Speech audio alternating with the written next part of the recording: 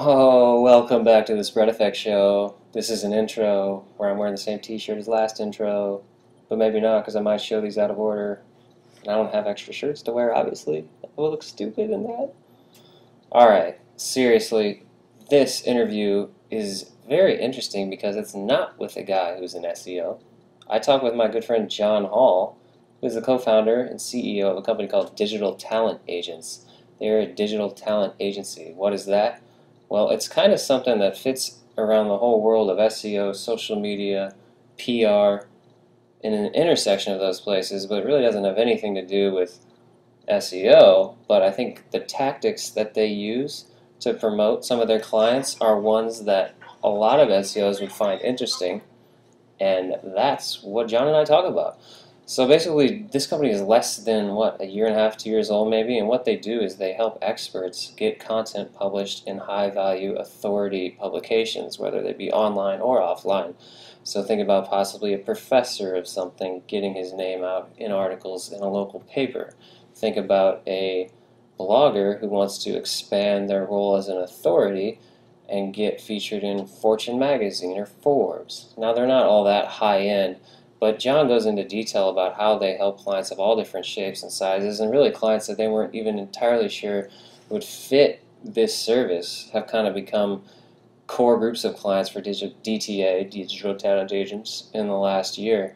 So it's really interesting to listen to John talk. He's clearly a very smart guy. He comes from a real estate background. He just got into this stuff a year or two ago and has had a lot of success. So I think everybody from bloggers to link builders to people in PR to people running social media in-house, anybody who's a voice, whoever's trying to become an authority online, a publisher, can learn from what DTA does and maybe even become one of their clients. So sit back, relax, as me and a bearded John Hall talk about DTA. All right, everybody, welcome back to the Spread Effect Show. My name is Nathaniel Broughton. I'm your host. Today I am joined by John Hall. He is the CEO of Digital Talent Agents. He's based in Columbia, Missouri, my old stomping ground. How you doing, John? How you doing, Nate? It's good to see you. Yeah, you too. So, DTA and actually Spread Effect are kind of like, they're not sister companies, but we have a lot in common, I think. And but we also have totally different goals and approaches to things we do with content marketing, content production, both on our client sites and also on third-party sites. So I think it'll be fun to talk about how they differ, but how they're both interesting, useful, successful services. Sound good? Absolutely. All right, cool. So, what is Digital Talent Agents? How old is it? I mean, you're the main man over there, so no one can tell me better than you. We'll just take a minute or two and talk about it. Well, I guess to explain DT, I'll try to sum it up pretty quickly, but we work with anywhere from entrepreneurs to small business owners to Fortune 500 companies, really just anybody who's wanting to become a leading expert or a thought leader in their industry. And we do this by getting them published in reputable publications that are reaching their target market and consistently getting good quality content out there coming from them. So not just the mentions or the quotes coming from them, from their name, from their company, so that people in their area look at them as the leader in their area. So really, once we do that, we kind of create a strategic plan to really build them up and make them that thought leader in combination with getting them published.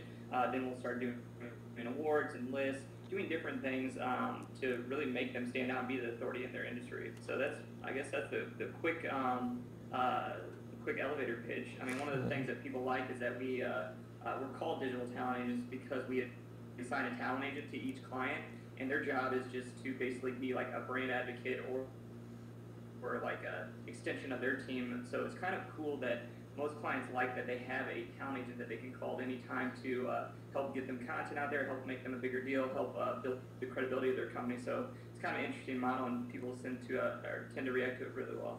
Yeah, no, absolutely. And what's so interesting to me, because other people I've had on the show, and my background is in SEO. A lot of the things you're saying now are becoming a piece of a good SEO strategy. But you guys started before that this even became a part of necessarily building an SEO component of having an expert, being authority in your industry. How much does SEO come into play at all in the conversations with the people you're having, or is it just still totally separate?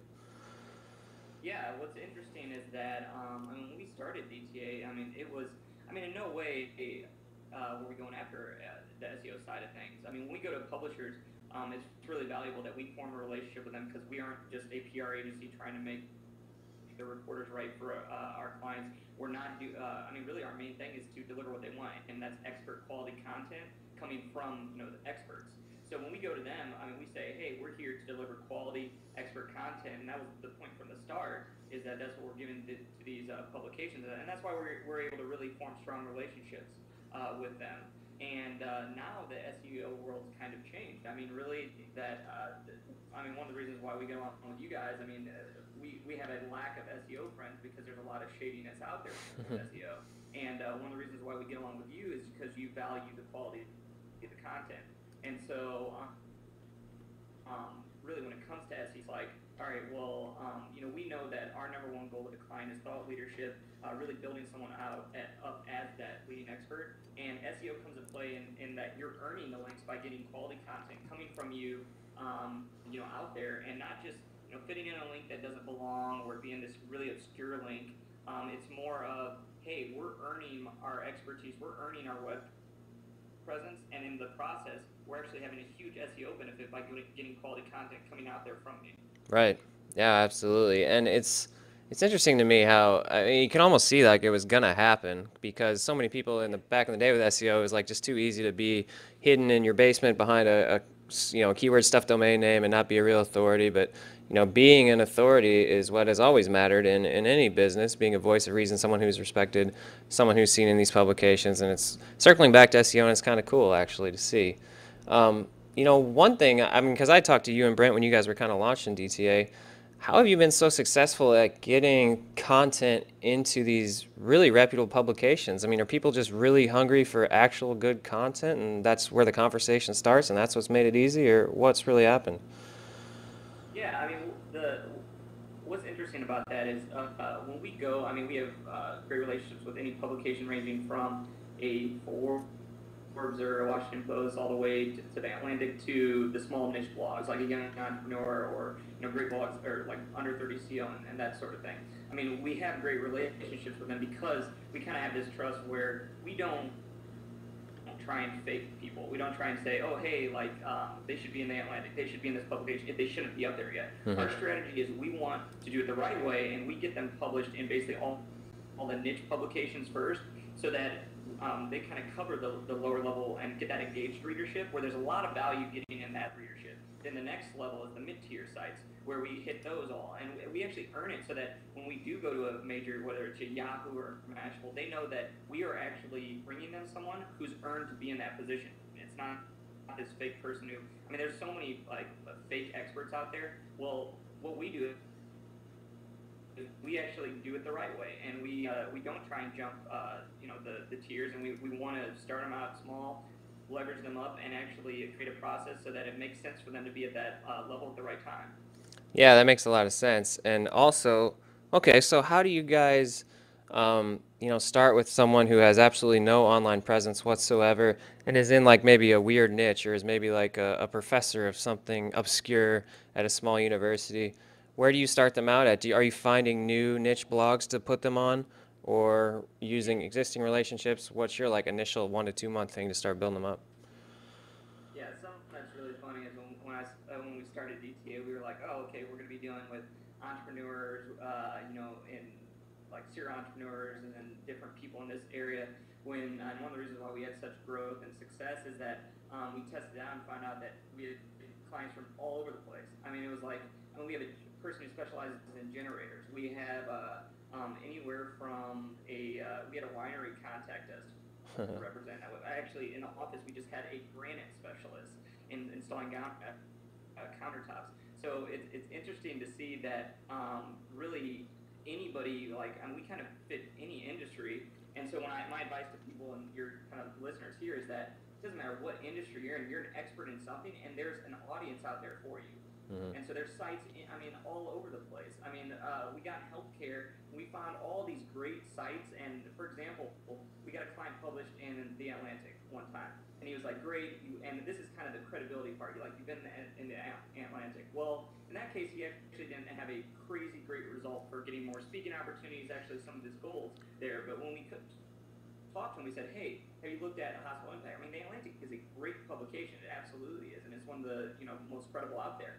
But for his target audience, it actually made sense to go after maybe a hospital impact, and he had a Mm-hmm. great result. They loved him. He wrote really good content for it, and really it worked out very very well. And so he ended up getting a lot out of that small publication. So it just shows you that in any different industry, there's going to be niche ones and there's going to be well known ones, and there's a lot of value at that lower tier level also. Interesting.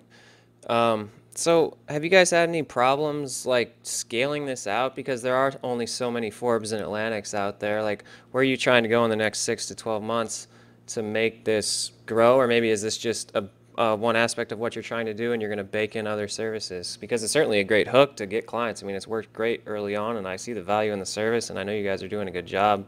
Just kind of curious what the next 6 to 12 months might mean. Yeah, I mean, and that's a good question. I mean, really, with I mean the big sites that we've mentioned, I mean that's something that it's not our thing that we're focused on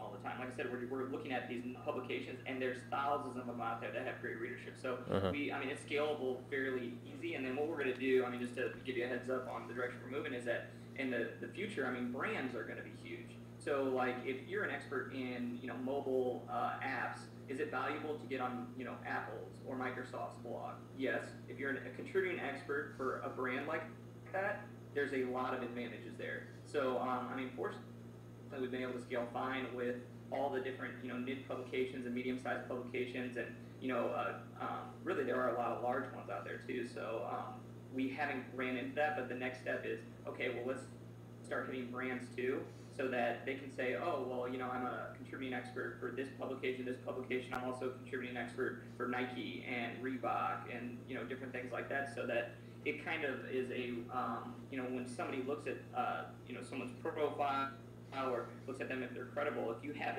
all these different like credibility points, where Mm-hmm. you got brands, you got media outlets covered, you've got a book, you got we have an awards and list division. So when you combine those, it just immediately brings credibility, and ultimately leads to boosts in sales. Right. And probably boosting search rankings, to be honest. Yeah. So you mentioned the book thing. Are you guys helping people create like ebooks or self-published books and putting them on Amazon?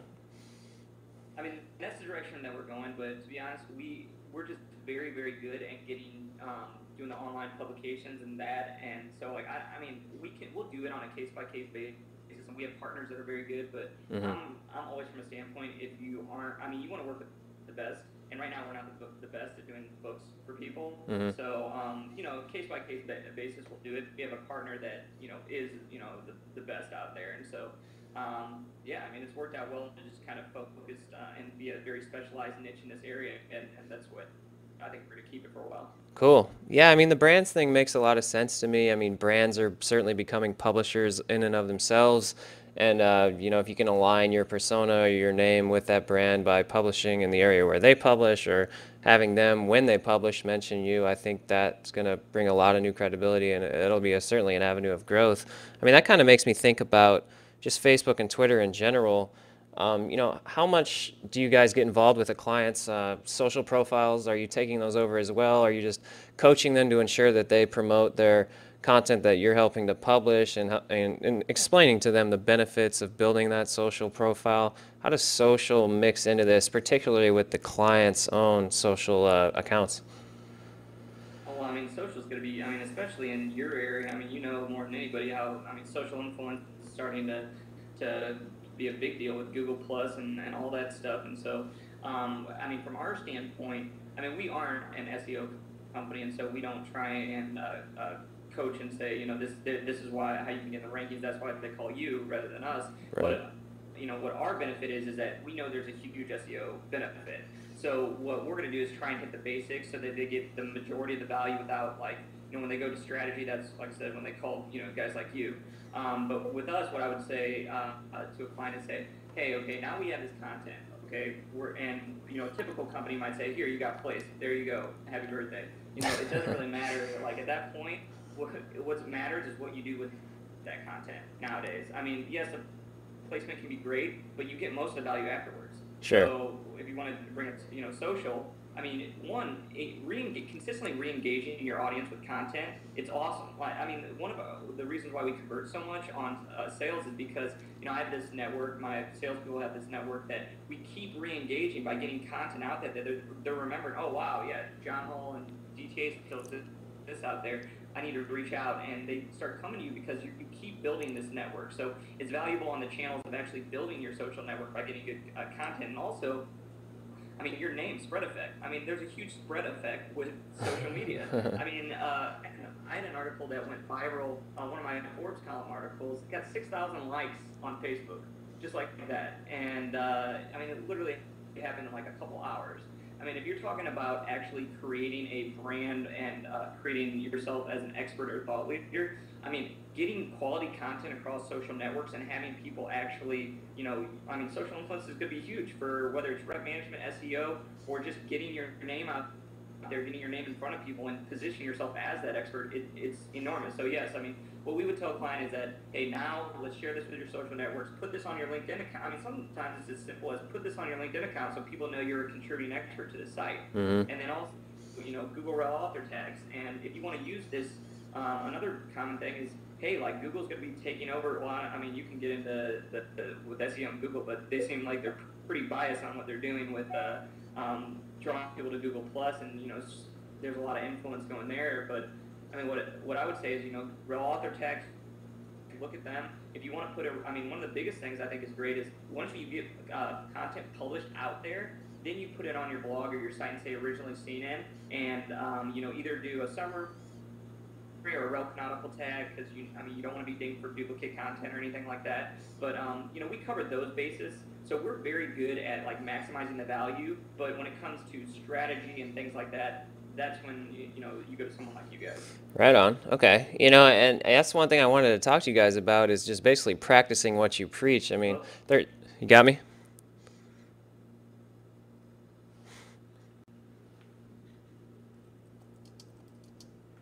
Hold on a second.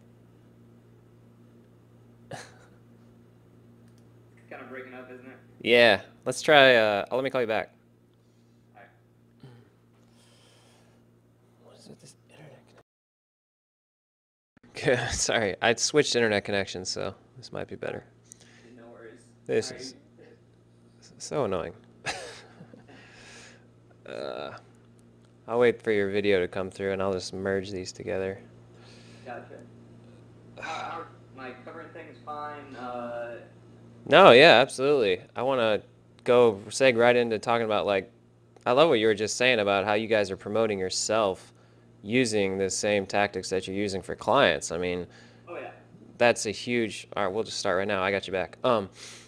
So yeah, it's just it's a huge credibility builder. It's got to be in the sales process when you guys are more so than anyone out there. Like, you've built this company in a fairly short time, all things considered, by branding yourself through the exact same tactics that you purport to use for your clients, that you sell to your clients. And it's funny you mentioned like them seeing you and like you re-engaging with them over time, and that kind of being part of the sales cycle or the sales process. I mean, it's you're like showing them like, well, I can just imagine the guy who's coming up and being like, I've seen you guys so many times the last 6 months, I really want to start going. It's like, exactly, man, like that's what we're going to do for you. Like, he already knows the value by the time he signs up.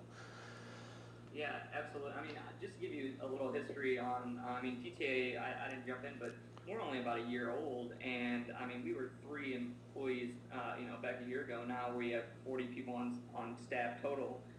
Now, and it's grew. I mean, one of the biggest things is that we drink our own Kool-Aid. Right. Not just me, but I mean, I have my own talent agent. And the co-founder Kelsey. I mean, she's contributing all over the place. I mean, our sales staff does, our director of publishing.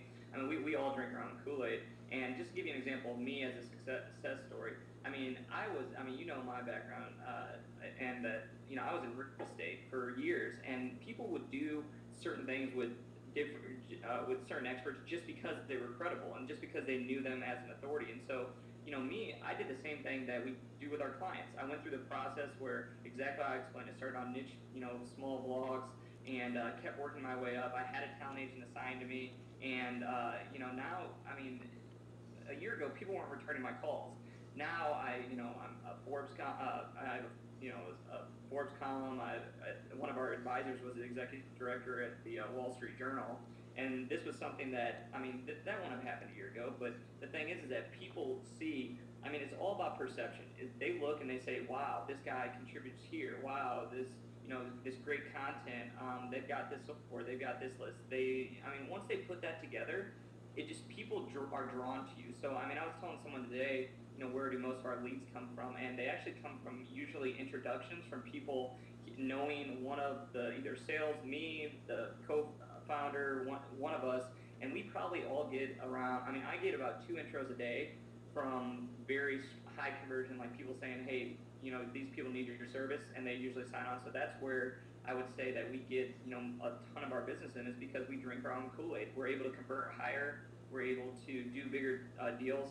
We're able to partner with huge names because they look and when they see, oh wow, like this guy actually is the real deal, and it's. I mean, to be honest, I'm not cooler than I was a year ago, and I'll tell you, I was probably a bigger dork. I mean, I know I go to bed earlier, but I mean, it's just changing the perception of how people think through content. I mean, you're really just being a leader, and yeah, I mean, it's worked out well for us. We all drank our own Kool-Aid, and we have quite a few case studies that show it, and it's just actually taking the time to focus on it, and that's why like one of our things is we want to save all of our clients time. So the talent agent, it's their job to just pull the content and the information, the expertise, and the voice from them.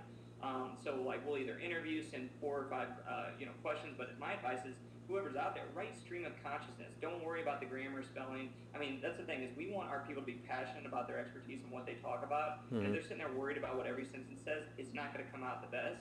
And so that's why we have a process in place that does that, pulls the content, does all the work, so you can focus on running your company, which is most important, and doing your your job. And we'll focus on actually doing all the development, making sure that it's polished, making sure all the other stuff's taken care of, and you're maximizing the value. Beautiful. Yeah, I'm curious a little bit about that process, especially with some of the higher end sites, because I've written for some myself and we've connected with some through Spread Effect. The process, I'm specifically meaning, some of those sites have editorial guidelines, they have editorial calendars, they accept only certain topics. On the other end of the spectrum, you've got a client who's possibly like, yeah, I want to get my name out there. I'm, the smartest guy in this little niche, but I don't know what to write about. How are you guys going to help me? Fit into the guidelines over at Forbes and get something published? How are you guys going to help me write a great article? I want to keep editorial control over that article because it's still under my name. Like, I just have to imagine that these are some of the things that create friction in the process. How have you guys been able to address those? Yeah, I mean, we start out by just expectations. I mean, you mentioned Forbes. I mean, Forbes is a very difficult site to work up to, and Right. Sorry to keep harping on it, by the way. no, Just the no, easy no. one. I don't. The editor, Tom Post is the editor there, and I just want to make sure I give a shout out that they actually pick the best of the best, Right. and it's not the easiest thing, and you've got to earn it. And like Tom, I know that he looks for the best of the best. He looks for the experts and the people who know their stuff. And so the thing is that when you get to that point where you get in front of an editor like a Tom who has high selective standards and things like that, you need to do everything that you can to prepare and set yourself up so that you're not begging, oh please let me go. That he actually says, hey, we have a need here, we'd love because you're that expert. And so yeah, I mean it's fairly simple is that you earn it the right way and then build it through relationships. I mean when I'm talking to a client, I just say, hey, like really like this is so important and you want to do it the right way. You don't want to fake it. You don't want to try and fit into some place because somebody. The thing is that you might be able to get like Forbes is different because it's like they have blogs on Forbes. Right. Let's mention like a fast company or an Inc. where it's actually you can do a one-off there. If you do a one-off there and it sucks, they are never going to want you back. And so make sure you go into there with some with some traction. And the way you do that is by hitting the small sites and by doing different things to get that traction going into that. So that this great reaction, they're like, holy crap, that was a great article. We want you back. Right. And so I mean, a lot of times people just want to get there. And once you get there, you're like, oh shit, nothing happened. When in reality, you just didn't do it the right way. It's very simple. And so if you do it the right way, I mean, it works out very well and they're going to ask you back and other people are going to want you. And it's fairly straightforward, and just don't try and fake it. Yeah, I think those are kind of the key words. Don't try and fake it, and also you guys are setting the expectation right with the client from the get-go and trying to shepherd it all the way through to a success. So that's good. I think that some people that watch this are probably going to be curious whether they're other business owners or even just potential like consumers, clients out there, how you guys charge for this. Because I remember when I heard the idea originally, I really loved the concept of creating a digital talent agent, thinking of it like an agent representing you to get you published, to, kind of think of it like an agent would represent an actor or an athlete. And a lot of those contracts, I think, are traditionally understood to be performance-based. Do you guys bake in a performance piece to how you charge for this while you're working with a client, or is it flat rate? I mean, how does it work? Yeah, something that like I mean, before a year ago, I hated PR firms and other people in this area because I felt like they screwed you over with large retainers and also very long-term contracts. Mm-hmm. I mean, there's so many people in different areas that really, really screw you over and don't provide real value.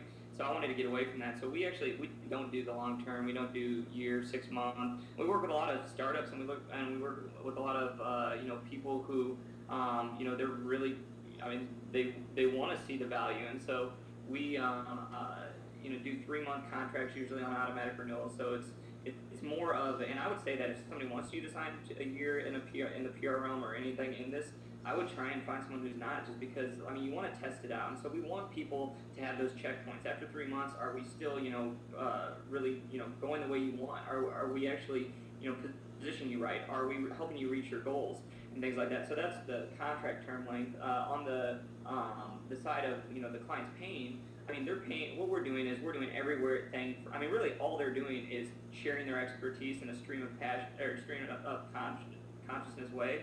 Mm-hmm. I mean, outside of that, we're doing everything. We're doing everything from setting up email accounts for them to communicating with publishers to development to brainstorming topics that are in their wheelhouse to developing questions to get stimulation of thoughts and get good content out there to also maximizing the value of it. So Mm-hmm. we're doing all this, and what we do is we charge like a fee each month. Mm-hmm. And where the pay for performance comes in is that for some reason we missed something, or like if we say we're going to be getting in 2 articles each month, or something that a lot of times we'll do an award and do a list for someone.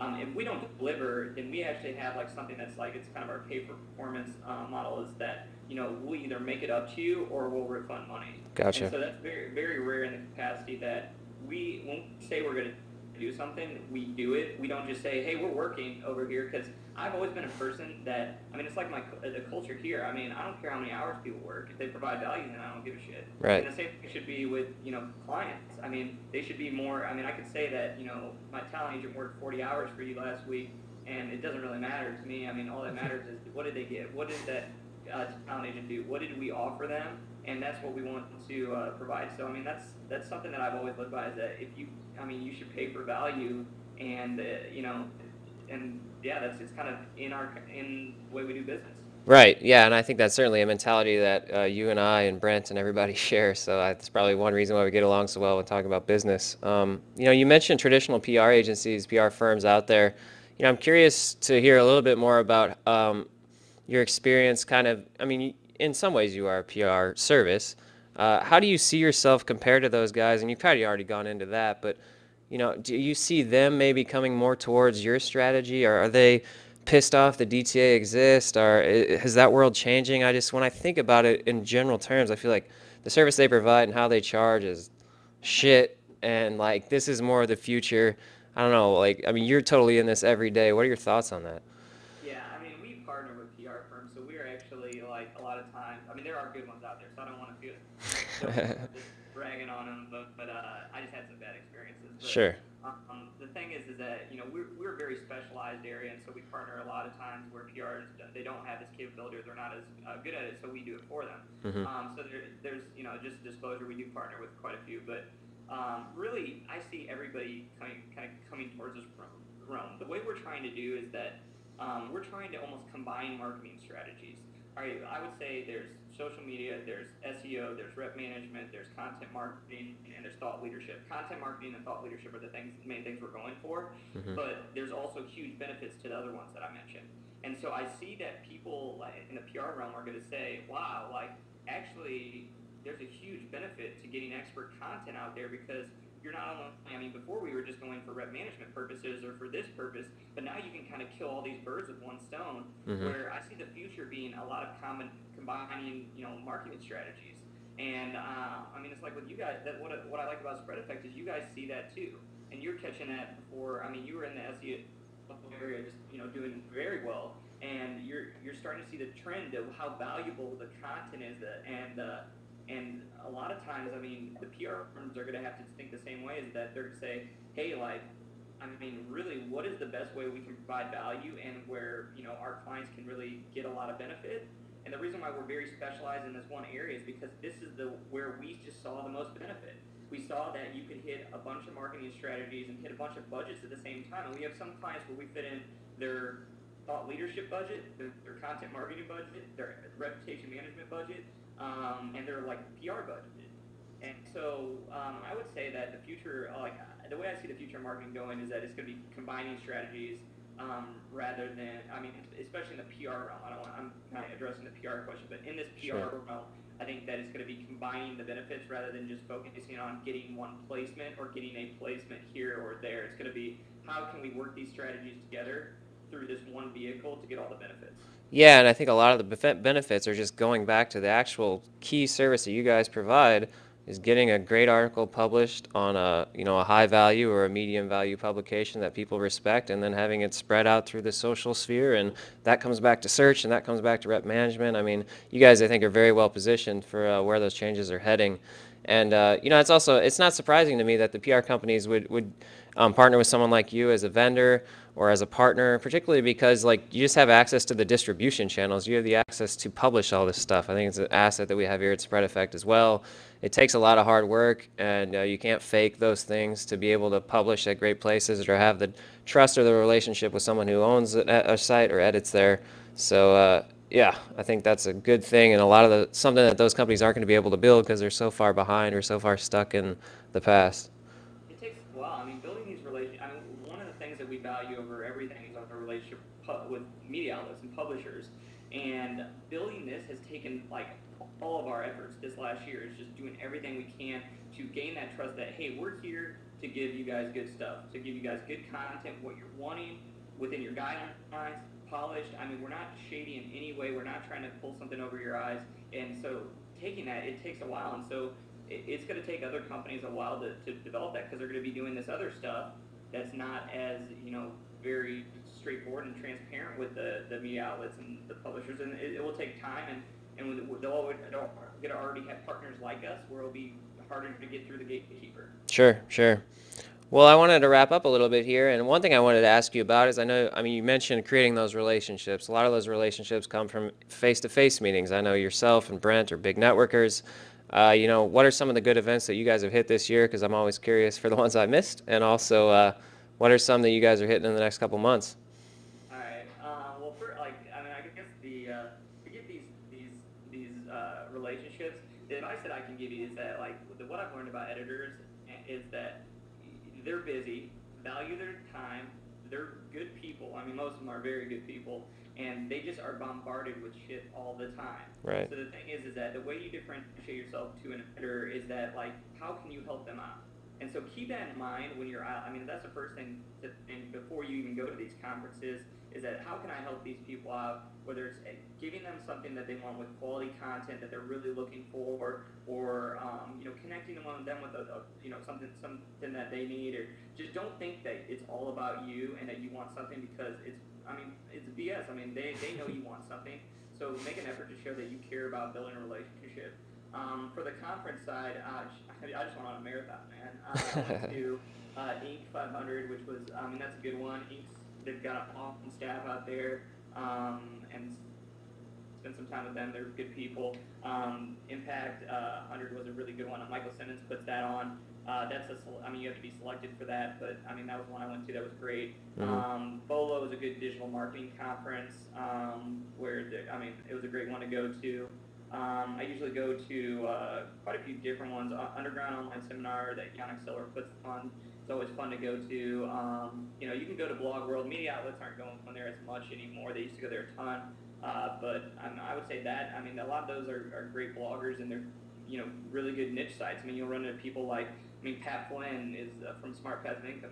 He's a great guy, and I've formed a relationship with him at the last Blog World. And so just go out to those different things. I mean, you can always, if you have any of your readers have any questions, they can tweet at me or something, and I'll shoot them what's going on that month, or try and keep them updated. Very cool, very cool. Yeah, I know it's been really impressive to me how quickly you've been able to establish yourself as an expert, not only through using the things that DTA uses or provides as a service and the platforms that you've been able to get access to, but also obviously you're a hustling networker, all the ones you just rattled off. I mean, that goes to show, the value that those things can create, especially in a short time for someone like you. I mean, you seem to got it unlocked now, this whole industry. The trick is just treat people well, help them out, and I have a rule that I usually try and help someone out before I ask them for anything, and that's worked out pretty well. So you'll get people to like you better if you help them out before you start randomly asking for shit that they have. Very true, very true. Well, thanks very much for taking the time, John, on one of these early editions of the Spread Effect Show. I'm sure we'll have you back when I have a more polished background and better connection and all that stuff, and you guys will probably be running towards twice as many revenues and profits and clients by then, so it'll be a fun conversation. Well, I'm happy to do it, man. For you guys, you're good over there. Anytime I can help you out, let me know. All right, well, thank you very much. I'll talk to you soon, man. Cool. Bye.